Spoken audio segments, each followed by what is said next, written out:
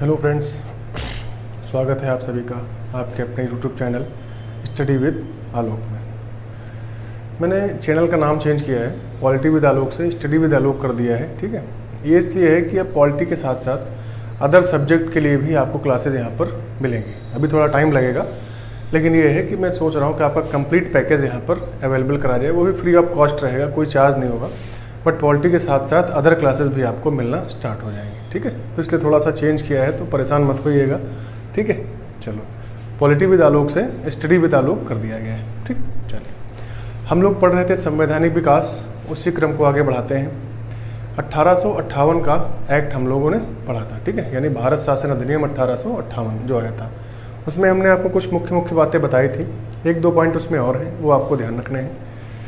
मैंने बताया था कि भारत के गवर्नर जनरल को क्या कर दिया गया था, एक वायसराय बना दिया गया था। ठीक है, भारत के गवर्नर जनरल को वायसराय बना दिया गया। दूसरा काम क्या किया गया, कंपनी का शासन समाप्त कर दिया गया। कंपनी है, काम कर रही भारत में, लेकिन अब शासन में कोई भी भागीदारी उसकी नहीं है, उसको समाप्त कर दिया गया। ठीक है, और किसके जो ताज था, ब्रिटिश ताज या क्राउन, ठीक है, इसके अंदर उसका शासन, भारत जो था उसका शासन अब किसके अंतर्गत आ गया था, ताज या क्राउन के अंतर्गत। ठीक है, जो भी सम्राट या साम्राज्ञी वहाँ की होती थी उनको शासन दे दिया गया था। दूसरा, एक और नया पद बनाया गया भारत सचिव का। ठीक है, ध्यान रखिए, भारत सचिव, सबको पता है भारत सचिव का पद आया था यहाँ पे। और पहले सचिव भारत के कौन बने थे, स्टैनली, इनका नाम नोट कर लीजिएगा। भारत के जो पहले सचिव बने थे वो बने थे स्टैनली। और इसके अंतर्गत एक पॉइंट आपका जो और मुख्य बनता है, जो आपका पिट्स इंडिया एक्ट में मैंने आपको बताया था कि निदेशक मंडल और नियंत्रक मंडल बनाए गए थे। ठीक है, तो उन दोनों मंडलों को जब कंपनी का काम ही खत्म कर दिया गया, तो उन दोनों मंडल जो थे, वो दोनों मंडल उनको भी यहाँ पर समाप्त कर दिया गया। तो ये इंपॉर्टेंट पॉइंट है कि जो निदेशक मंडल है, निदेशक मंडल और नियंत्रक मंडल, इन दोनों को क्या कर दिया गया भैया, समाप्त कर दिया गया था 1858 के भारत शासन अधिनियम के द्वारा। तो ये कुछ मुख्य बातें थी। अब हम आगे पढ़ेंगे भारत परिषद अधिनियम 1861। ठीक है, देखिए, तो हेडिंग पड़ेगी भारत परिषद अधिनियम,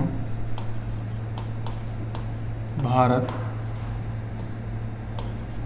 परिषद अधिनियम 1861 ईस्वी। ठीक है, भारत परिषद अधिनियम 1861 ईस्वी। ठीक, देखो पहला सवाल तो यही पूछा सकता है कि भारत परिषद अधिनियम जब पारित किया गया या जब लाया गया, तो भारत का वायसराय कौन था। ठीक है, तो आपको पता है 61 में वायसराय कौन था, वायसराय भैया आपका तो कौन था, कैनिंग। ठीक है, कैनिंग जो है ये वायसराय था भारत का। अब देखो इस में क्या क्या प्रावधान किए गए, जो 1861 का भारत परिषद अधिनियम है, इसमें क्या क्या प्रावधान किए गए, तो इम्पोर्टेंट है ये, इसको ध्यान रखना। पहली बार जो है इसी भारत परिषद अधिनियम के द्वारा एक व्यवस्था शुरू की गई, मंत्रिमंडलीय व्यवस्था या पोर्टफोलियो सिस्टम, विभागीय प्रणाली बोलते हैं उसको। ठीक है, क्या कौन सी प्रणाली, विभागीय प्रणाली। अब ये क्या होता है, इसी को कहा गया मंत्रिमंडलीय व्यवस्था। अब आप समझ गए होंगे, समझ पाए कि नहीं अभी भी, मंत्रिमंडलीय व्यवस्था। ठीक, देखो ये होता क्या है, अभी तक क्या था कि जो वायसराय या गवर्नर जनरल होता था, सारे कामों खुद स्वयं करता था, सारे जो भी डिपार्टमेंट्स हैं सब उसे अपने ही पास रखता था। ठीक है, लेकिन जब ये भारत परिषद अधिनियम आया, तो इसके द्वारा एक नीति शुरू की गई, जिसको कहा गया सहयोग की नीति या उदार निरंकुशता की नीति। उदार निरंकुशता शब्द जानते हैं क्या होता है, आपको साथ में भी रखेंगे, ठीक है, लेकिन आपको खुश नहीं रहने देंगे, है ना। जैसे आजकल एक ट्रेंड चल नहीं रहा है, I like you as a friend, चलता है ना, तो वही हालत यहाँ पे था कि I like you but as a friend, best friend वाला सिस्टम चलता है। तो यही व्यवस्था थी यहाँ पे। उदार निरंकुशता बोला गया इसको, उदार निरंकुशता की नीति या सहयोग की नीति, सहयोग की नीति, यानी अब भारतीयों को भी भागीदार बनाने का काम इन्होंने शुरू कर दिया। यानी क्योंकि आप जानते हैं 1857 की क्रांति इससे पहले हो चुकी है, ठीक है, और इस क्रांति का कारण जो था उस पर जब विचार विमर्श चर्चा वगैरह की गई तो फिर कहा गया नहीं, अब जो है शासन चलाने में भारतीयों को भी दिखावे के लिए ही लेकिन साथ रखना चाहिए, ठीक है। और ये कहा भी जाता है कि अगर आप दुश्मन को साथ रखेंगे तो ज़्यादा बेहतर है। दुश्मनी कितनी भी गहरी हो लेकिन दुश्मन को अगर आप साथ रखते हैं तो खतरा कम रहता है। तो उदार निरंकुशता की नीति ध्यान रखना है, पूछा जाता है कि सहयोग की नीति या उदार निरंकुशता की नीति कब स्टार्ट की गई। तो भारत परिषद अधिनियम 1861 के द्वारा, इसी के द्वारा एक व्यवस्था शुरू की गई मंत्रिमंडलीय। अब देखो, हाँ, इस पर बात कर रहे थे तो ये होता क्या है कि इससे पहले सारी शक्तियाँ गवर्नर जनरल या वायसराय अपने पास ही रखता था, सारे डिपार्टमेंट, जो भी मामला हो सब उसी को ले जाओ। यहाँ पर कैनिंग ने क्या किया कि अपने परिषद के जो भी लोग होते थे उनको विभाग देना शुरू किया। रक्षा मंत्री, शिक्षा मंत्री, है ना, वित्त मंत्री, ये सारे विभाग उसने देना शुरू कर दिया। तो अब क्या हुआ कि जो डिपार्टमेंट, अब उसका एक मंत्रिमंडल बन गया, सबको अलग अलग डिपार्टमेंट दे दिए गए। इसी को कहा गया विभागीय प्रणाली। जैसे अभी भारत में क्या है, ये मंत्रिमंडलीय व्यवस्था चलती है कि नहीं चलती। जो प्रधानमंत्री होता है उसको भारतीय संविधान के द्वारा यह अधिकार प्राप्त है कि वो अपनी सहायता के लिए एक मंत्रिमंडल बना सकता है, उनको अलग अलग विभाग दे सकता है, ठीक है। तो देखो, ये मंत्रिमंडलीय व्यवस्था की शुरुआत यहीं से हुई, इसीलिए हम इसको पढ़ रहे हैं संवैधानिक विकास में। अगर आपसे पूछा जाए कभी भी कि भारत में ये मंत्रिमंडलीय व्यवस्था या अलग अलग लोगों को अलग अलग विभाग देने की व्यवस्था कब स्टार्ट की गई, तो कब शुरू की गई, 1861। अच्छा, ये पूछ ले किसके द्वारा शुरू की गई, तो भैया ये कौन था, कैनिंग हुआ था, इसी ने सबसे पहले शुरू किया था बांटना, ठीक है। तो कैनिंग जो था इसी ने सबसे पहले विभागीय प्रणाली या मंत्रिमंडलीय व्यवस्था की शुरुआत की, ठीक है। तो ये 2 पॉइंट यहाँ से हो गए। अगली बात क्या हुई, गवर्नर जनरल या वायसराय को अध्यादेश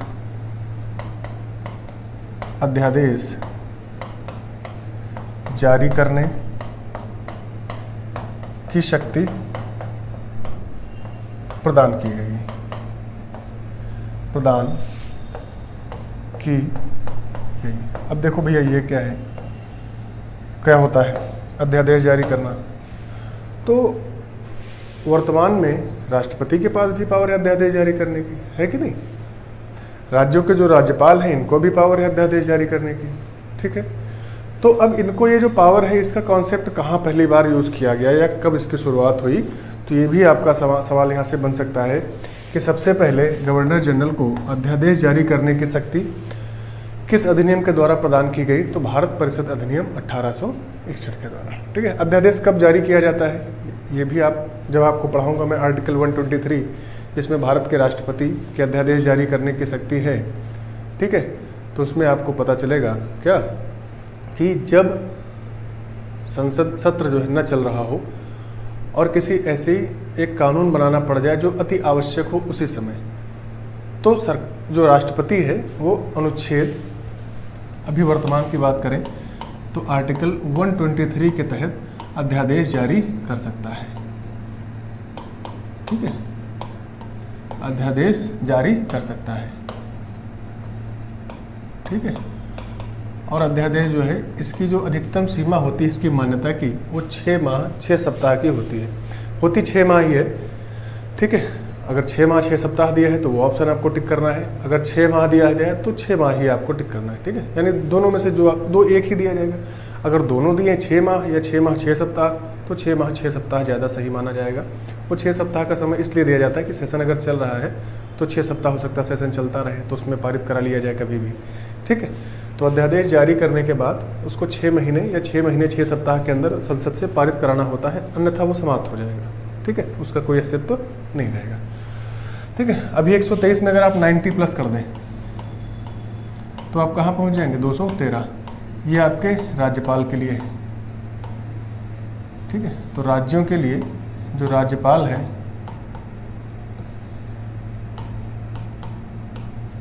राज्यपाल ये राज्यों के लिए अध्यादेश जारी करता है। अब आप सोच रहे होंगे कि 90 हमने प्लस कर दिया, इसका क्या कहानी है। तो ये बेटा एक ट्रिक है, ठीक है। जब मैं आपको ये आर्टिकल्स पढ़ाऊंगा तो यहाँ पर मैं आपको बताऊंगा कि कितने अनुच्छेद ऐसे हैं जिनमें जोड़ना और घटाना पड़ेगा, तो जो केंद्रीय व्यवस्थाएं हैं वो आपको राज्य में मिल जाएंगी, ठीक है। तो इसके लिए आपको लगातार हमारे साथ बने रहना है। ऐसी बहुत सारी ट्रिक्स मैं आपको बताऊंगा कि अनुच्छेद आपकी उंगलियों पर आ जाएंगे। हालांकि अनुच्छेद इतना ज़्यादा याद करना नहीं है, सिर्फ ये ध्यान रखना है कि इस केंद्र में कहाँ पर क्या है। जोड़ने घटाने की बस 2 ही ट्रिक्स हैं, वो बता दूंगा। तो आपको केंद्र में जैसा है वैसा आपको राज्यों में लगभग मिलता है। तो जहाँ पर समानताएं हैं वो सारी चीज़ें आपको एक ही साथ याद हो जाएंगी। बस एक ट्रिक आपको याद रखनी होगी, ठीक है। तो इसका क्या कॉन्सेप्ट है 90 ऐड करने का, वो मैं जब पढ़ाऊंगा तो आपको बता दूंगा। फिलहाल यहाँ पर आते हैं। तो 3 पॉइंट मैंने आपको बताए, एक तो पोर्टफोलियो सिस्टम, दूसरा उदार निरंकुशता या सहयोग की नीति, और अध्यादेश जारी करने की शक्ति। इतनी चीज़ें आपको यहाँ से मुख्य रूप से ध्यान रखनी है जो आपके 1861 के अधिनियम से, ठीक है। जैसे अभी देखो, अब इसी के तहत देखो, ये पूछा था कि भारत में सबसे पहले बजट किसने पेश किया था, तो जेम्स विल्सन ने ही तो पेश किया था, है ना। तो वो क्या था, उसको विभाग दिया गया था वित्त का, पेश करो, ठीक। हालांकि ध्यान रखना कि भारत के लिए जो बजट था वो भारत में पेश नहीं किया गया था ब्रिटेन की संसद में जो मंत्री था ना जेम्स विल्सन, उसने भारत का बजट सबसे पहले पेश किया था। चलिए, तो अब इसको यहाँ पर छोड़ते हैं और आगे चलते हैं।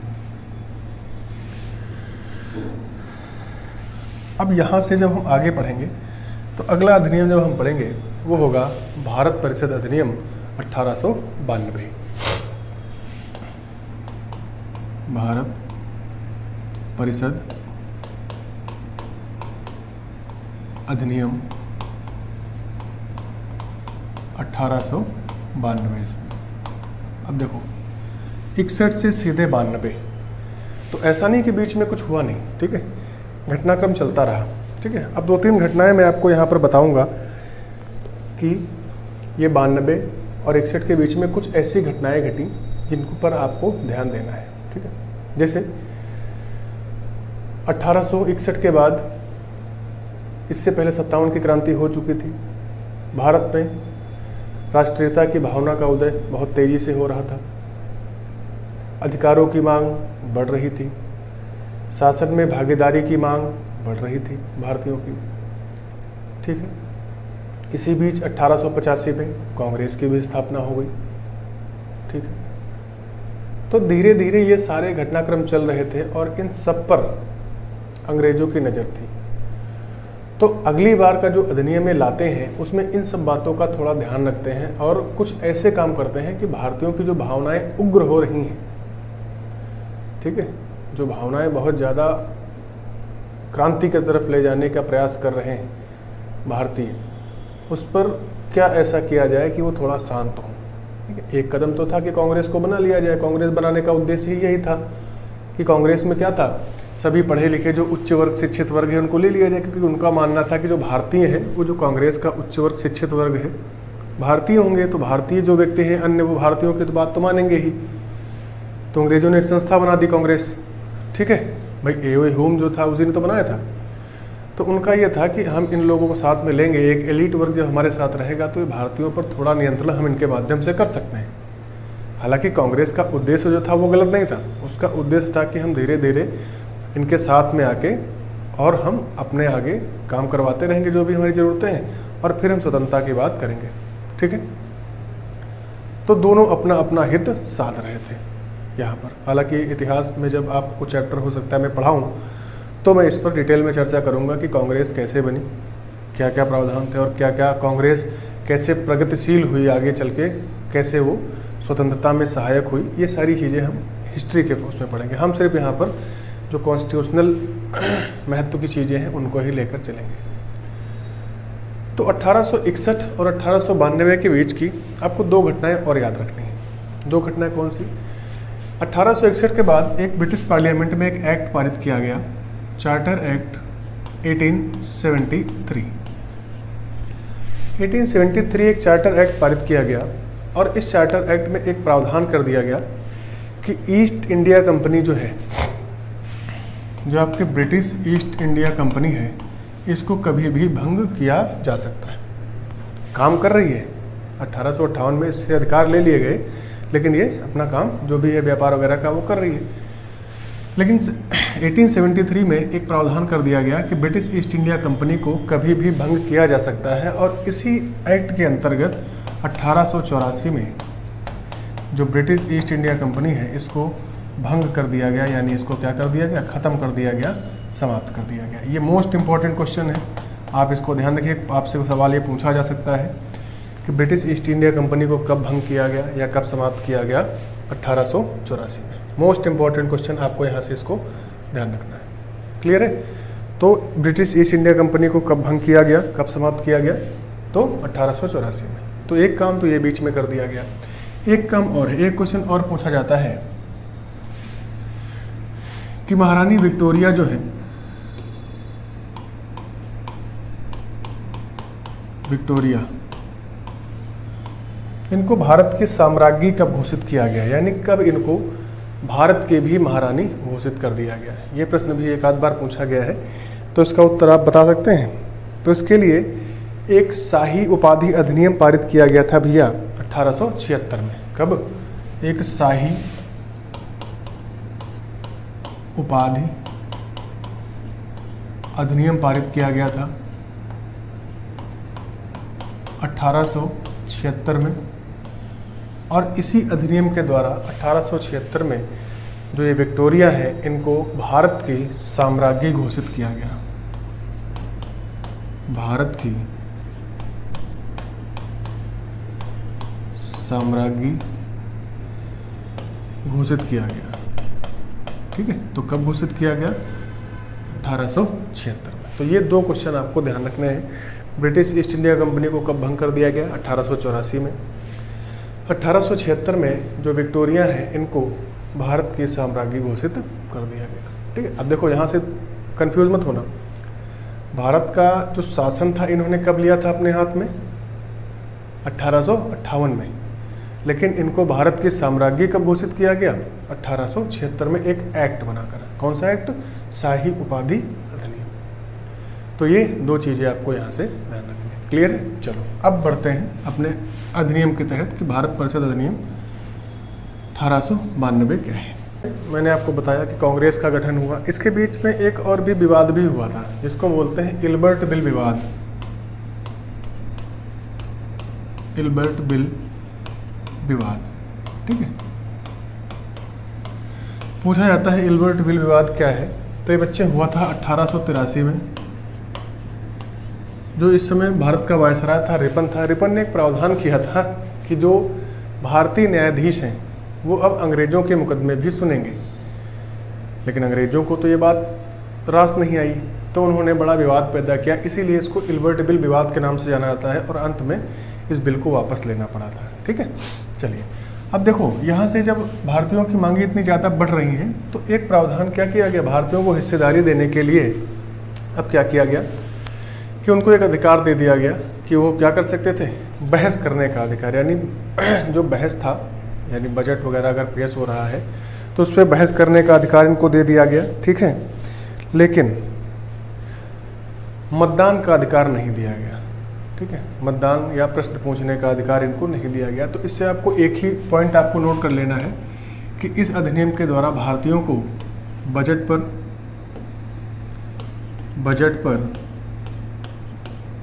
बहस करने का अधिकार दिया गया।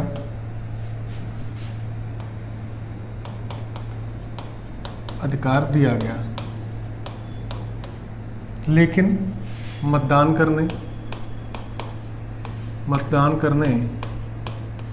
या प्रश्न पूछने का अधिकार नहीं दिया गया। प्रश्न पूछने का अधिकार नहीं दिया गया। आपको बस इसमें एक ही पॉइंट है और यही सबसे ज़्यादा पूछा जाता है कि भारतीयों को बजट पर बहस करने का अधिकार कब मिला। ठीक है, तो ध्यान रखिए कब मिला, भारत परिषद अधिनियम 1892 के द्वारा। ठीक है, बस एक ही पॉइंट यहाँ से आपको ध्यान रखना है। क्लियर है?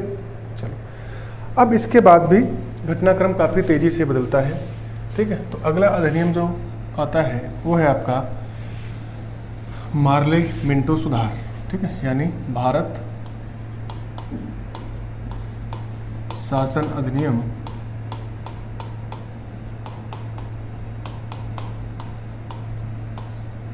1909। इसको एक और नाम से जानते हैं, मार्ले मिंटो सुधार, ठीक है। अब ये सुधार तो कहने का था, लेकिन इसमें कोई सुधार हुए नहीं, इसमें स्थितियों को और बिगाड़ दिया गया, ठीक है।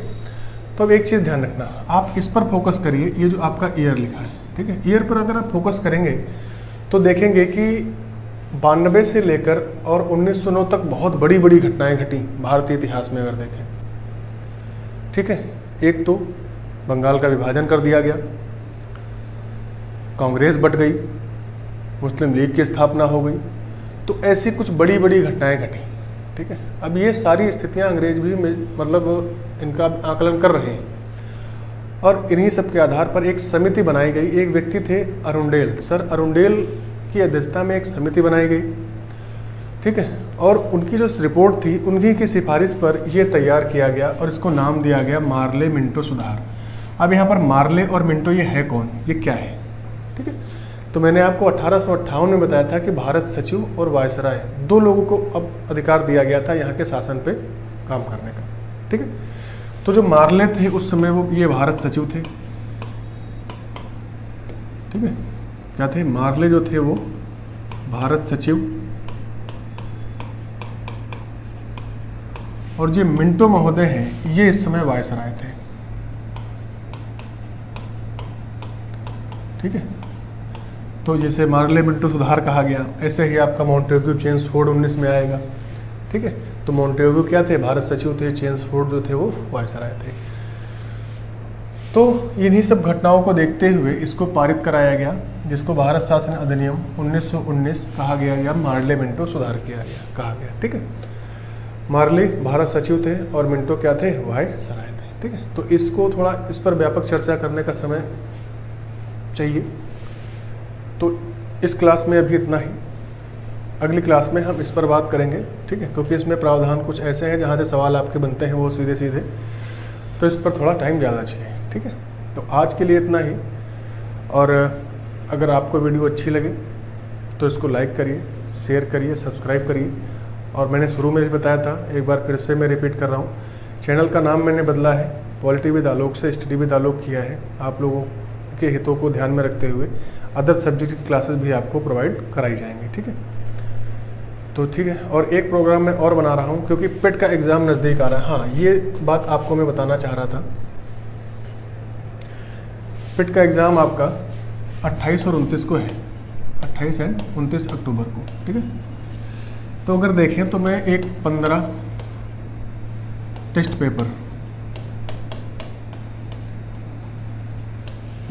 पेपर होंगे जो मैं आपको कराऊंगा। जीएस पर फोकस रहेगा हमारा, जो जीएस पोर्शन आएगा उस पर। इन 15 टेस्ट पेपर में 35 क्वेश्चन पर पेपर रहेंगे, यानी हर एक सेट में 35 क्वेश्चन रहेंगे, ठीक है। तो आपको मैं, और इन जो 35 क्वेश्चन की श्रृंखला रहेगी, इसमें मैं ट्राई करूंगा कि हर एक एस्पेक्ट को टच करूं, ठीक है। जहां से प्रीवियस ईयर के पैटर्न को फॉलो करते हुए आपके क्वेश्चन कहां से बन सकते हैं, इन पर बात करूंगा, ठीक है। तो एक ये नई सीरीज़ मेरी चलेगी, ठीक। और जो क्लासेस चल रही है तो रेगुलर चलेंगी ही। इसका टाइम क्या होगा ये मैं आपको बता दूंगा, ठीक है। 35 क्वेश्चन डेली, आपका एक सेट आपको डेली सॉल्व कराया जाएगा, क्वेश्चन आंसर MCQs के माध्यम से, ठीक है। क्योंकि तैयारी में ज़्यादा समय नहीं है, तो आपको प्रैक्टिस सेट जो भी संभावित प्रश्न है जहाँ से आ सकते हैं उसके माध्यम से आपकी बेहतर तैयारी कराई जाएगी, ठीक है। तो बने रहिए मेरे साथ। आज के लिए इतना ही, बहुत बहुत धन्यवाद। जय हिंद।